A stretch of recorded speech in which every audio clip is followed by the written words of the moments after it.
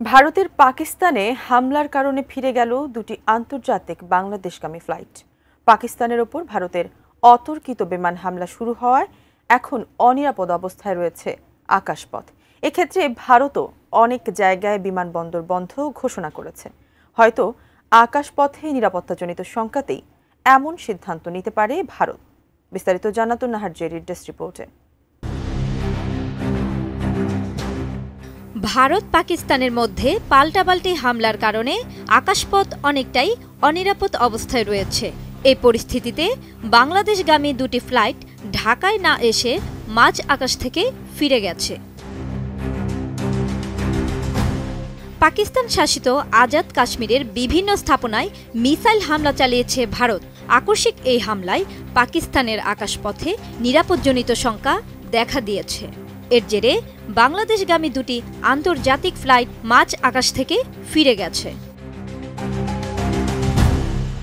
Flight দুটি হল তুরস্কের ইস্তাম্বুল থেকে ছেড়ে আসা টার্কিশ এয়ারলাইন্সের ফ্লাইট TK712 এবং কুয়েত সিটি থেকে ঢাকাগামী কুয়েত এয়ারওয়েজ ফ্লাইট J99533।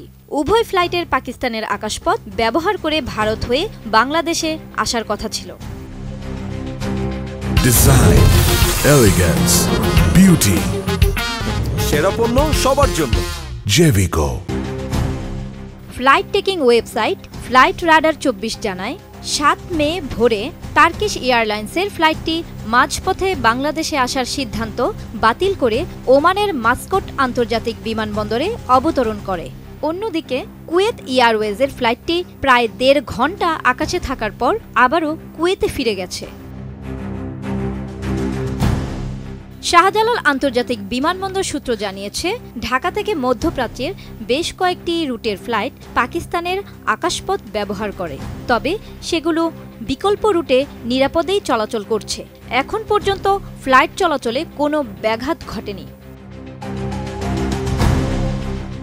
আল জাজিরার তথ্যমতে হামলার শঙ্কায় ভারত নিয়ন্ত্রিত কাশ্মীরের প্রধান বিমানবন্দর সহ উত্তর ভারতের বেশ কিছু বিমানবন্দর পুরোপুরি বন্ধ করে দেওয়া হয়েছে। সীমান্তবর্তী রাজ্যে থাকা বিমানবন্দরগুলো বন্ধ করেছে নয়াদিল্লি। আতঙ্ক ছড়িয়ে পড়েছে ভারতীয় যাত্রীদের মধ্যেও। ভারতীয় সংবাদ মাধ্যম NDTV জানায়, ভারতের যাত্রীদের সুবিধার্থে বিবৃতি প্রকাশ করেছে এয়ার ইন্ডিয়া, স্পাইস জেট ও ইন্ডিগো সহ একাধিক বিমান সংস্থা। ভারতের বৃহত্তম এয়ারলাইন ইন্ডিগো যাত্রীদের সতর্ক করে জানিয়েছে, কাশ্মীর ও উত্তর ভারতের একাধিক বিমানবন্দরে ফ্লাইট চলাচল ব্যাহত হচ্ছে। ইন্ডিগোর মতে ক্ষতিগ্রস্ত বিমানবন্দরগুলোর মধ্যে রয়েছে ভারত শাসিত কাশ্মীরের শ্রীনগর ও লেহ, উত্তর ভারতের অমৃতসর, চণ্ডীগড়, বিকানের এবং ধর্মশালা। সাময়িকভাবে বিমানবন্দরগুলোর ফ্লাইট চলাচল বন্ধ রয়েছে। এদিকে বার্তা সংস্থা রয়টার্স জানায়, ভারতের সশস্ত্র বাহিনী অপারেশন সিঁদুর নামে সাময়িক অভিযান শুরু করেছে। এর আওতায় পাকিস্তান ও পাকিস্তান অধিকৃত কাশ্মীরের 9টি স্থাপনায় হামলা চালায় ভারত। কাশ্মীরে বাড়তে থাকা উত্তেজনার প্রেক্ষাপটে পাকিস্তান আকাশসীমায় সতর্কতা জারি করে, যার প্রভাব পড়ে আন্তর্জাতিক আকাশপথে। ফলে আন্তর্জাতিক ফ্লাইট চলাচলেও দেখা দেয় বড় ধরনের ব্যাঘাত। জান্নাতুন নাহার জেরি, ATN নিউজ।